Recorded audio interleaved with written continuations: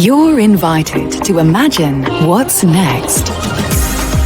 What the next view you wake up to will be. Where your next adventures will start from. Your perfect space to entertain. And your sanctuary to unwind in.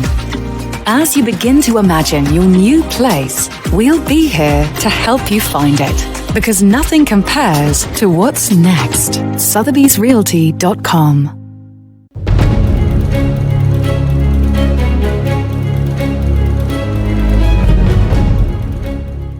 India's 2011 census estimated that 2.2% of India's population has disabilities. Now, it doesn't seem like a big percentage, does it? But in absolute numbers, this is 2.68 crores of people with disabilities. And it surpasses the entire population of Australia.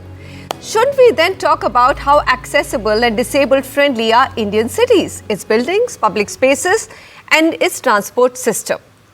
Now take a look at this recent tweet by Virali Modi, which says, "I'm disabled and I got married at the registrar's office at Khar, Mumbai. The office was on the second floor without a lift. They wouldn't come downstairs for the signatures and I had to be carried up 2 flights of stairs to get married."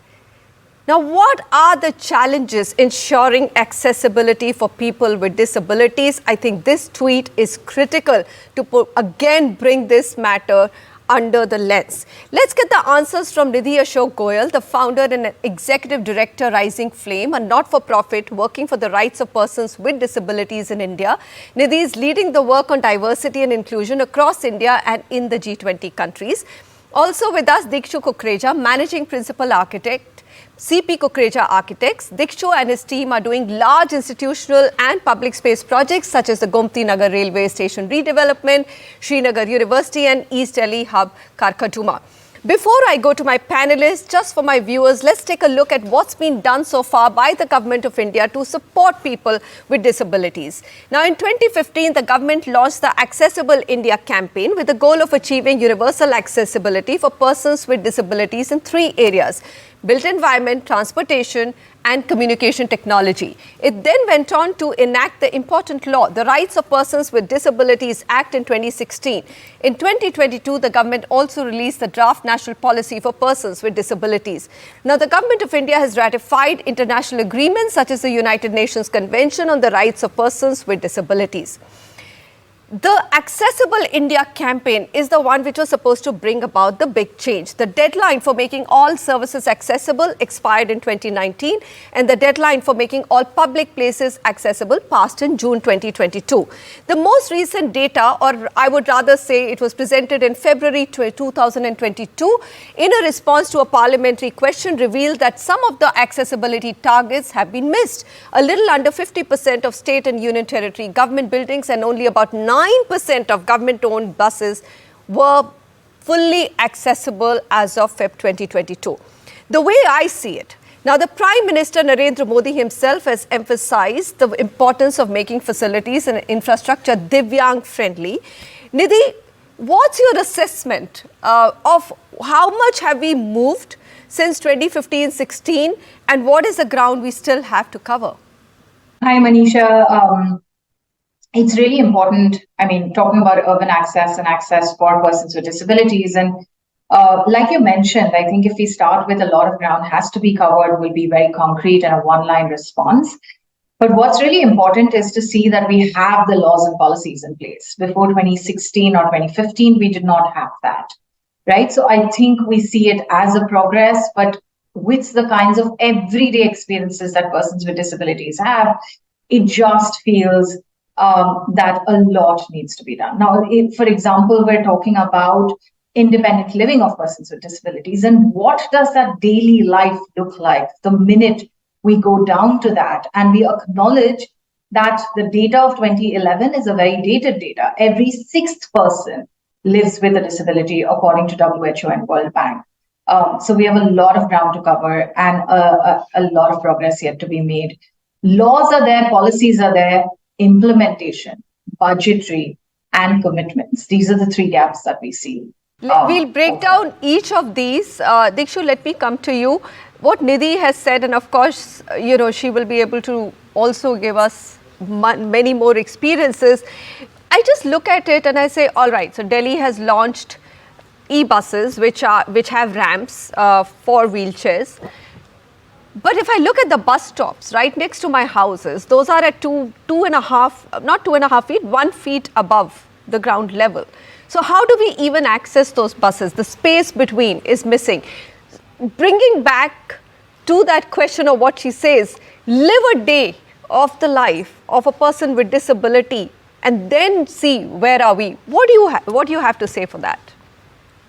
No, I completely agree with you that, first things first, you mentioned about certain statistics and initiatives that the government has taken in the last decade or last 7-8 years. So definitely those are steps in the right direction. And at least there's a thought process, there's some kind of commitment to looking at how people who are having certain disabilities also need to be acknowledged as full-fledged citizens with each and every right that all others have. So I think that's a very important perspective. But to the example that you are giving, and there could be tons of more such examples, Manisha, where, it's a very sort of a stopgap and haphazard approach. The holistic issue is missing. So you will have these kind of examples where certain aspects in design have been implemented by certain agencies, but the other agencies are woefully inadequate. So the holistic experience that needs to be provided of a comfortable, be it a transportation journey, or be it of going to your workplace or to the registrar's office, the example that you gave, there are gaping holes that one sees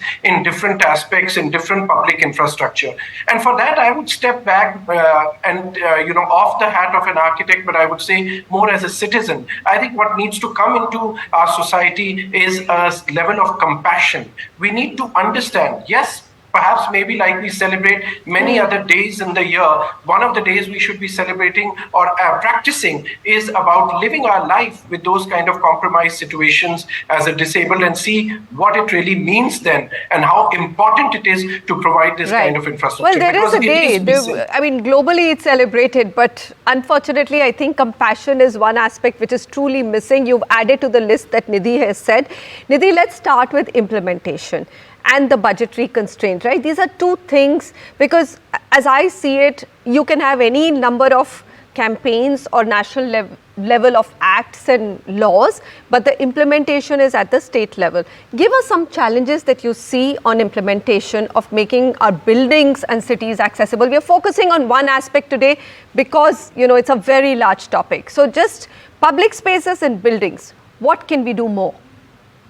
I want to first step back and say that and I live with a disability, right? We don't live in a compromised life. We basically, what we're saying is that we don't treat people with disabilities as equal citizens. Tomorrow, if you created a park which half the citizens could access and half could not, there would be an uproar because citizens are seen as politically important, right? What we're basically doing by leaving out persons with disabilities is saying that they're not important for us as citizens. They're not complete citizens for us.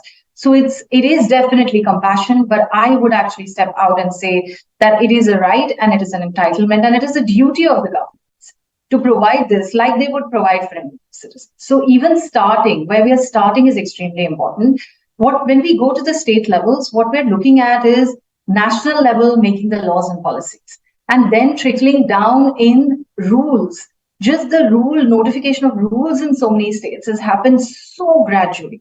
Over the years, over 5 years, the states have notified rules, right? So how do you even think about implementation when the state-wise rules have not been published? When they are, then the understanding, the knowledge, and what it means is an assessment within the state of accessibility and inaccessibility, and what do we see as public spaces that are important, right? So the minute you talk about important public spaces, and because you started with Virali's example, I'm just going to look back and say, do we see people with disabilities accessing registrar offices for marriage registrar offices? No. Do we see people with disabilities wanting to access parks? No. So our conversation also, albeit extremely important, starts getting limited to buses and railways, because that's an everyday mode of transport, right? But what we want to really see is full lives of persons with disabilities. And for that, acknowledging them as full people and full citizens is extremely important, be it at the center of the state, and at the state, publishing the rules,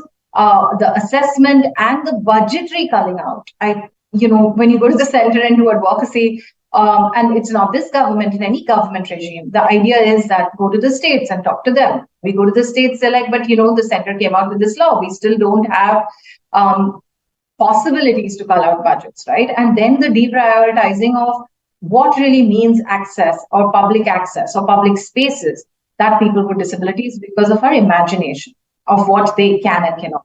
I agree. And, look at me, even as an anchor, I'm asking questions about buildings and I'm asking questions to you about buses, and railway stations, but I'm not asking about other spaces. We are also still so narrow in our thinking, and thank you for raising that aspect as well. Dikshu, to you, I have a question. Are our future spaces, look, a majority of India still has to be built, right? Are our future spaces that you're designing today as architects, and these are large public spaces, are you thinking of the entire journey, as mentioned by Nidhi, on a differently abled or a person with disabilities can access?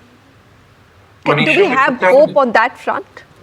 Yeah, before that, I want to give you a very quick and very important aspect to what generally becomes, you hear in the corridors of power or municipal administrators, they will say the budget is not there, which is what you were just discussing with Nidhi. But trust me, that is not a problem at all. It's only the design, the mindset that has to be there. For example, I have seen in umpteen buildings, I could give you examples where, they have taken into consideration, for example, you need to provide a toilet for the disabled or other button switches at what level they need to be. Now, these are things which are already being implemented. You don't need an extra budget to decide whether the switch should be at a 4 feet height or a 3 feet height. And I mean, there can be examples I could go on and on with that. It's more a sensitivity to design. It's a sensitivity to implementation. It's a sensitivity of the government engineers who are supervising such projects.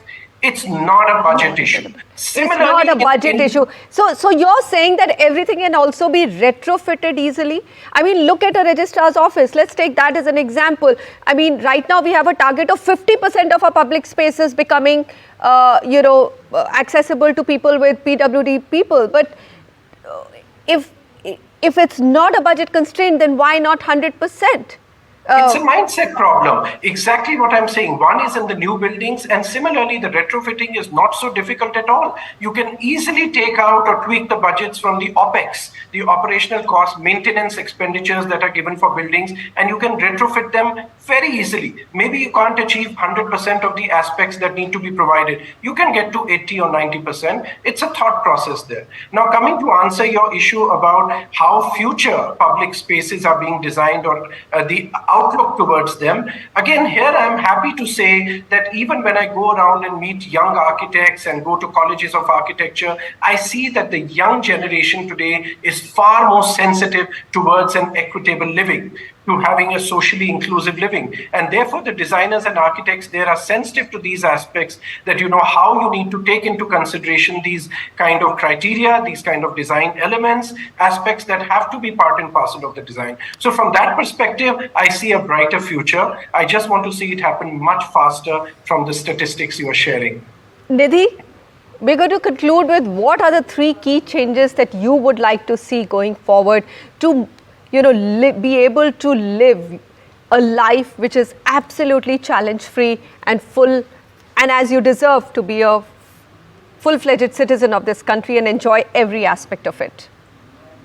So I will have to resonate with what was said around 1 is very important, is a mindset change. 2 is knowledge building and building knowledge around not just accessibility, but the understanding of aesthetics and accessibility can go hand in hand.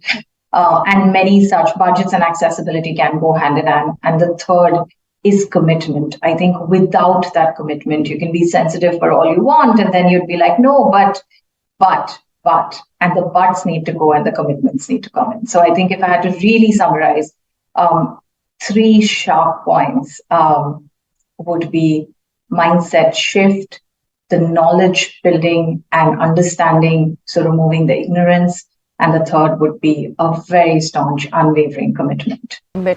You've just summed it up for me. I have no words left, but thank you very much. This is a topic that I've been wanting to do for some time. We got a very big reason to do it and bring it to the limelight. I hope everybody watching the show moves in that direction of compassion, commitment, and knowledge to make every part of our public space and private space accessible to everybody. Nidhi and Dikshu, thank you very much for joining me. On the other side, in Inspire India, we bring you a heartwarming story of an NGO working tirelessly to educate and rehabilitate people with disabilities.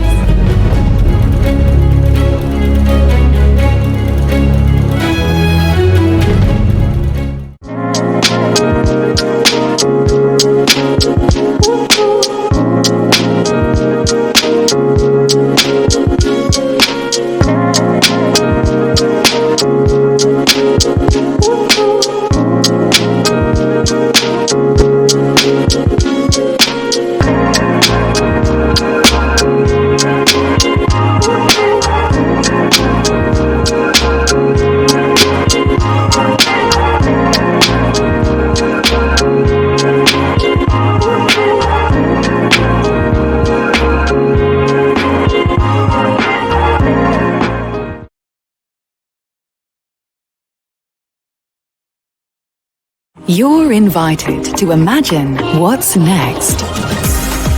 What the next view you wake up to will be. Where your next adventures will start from.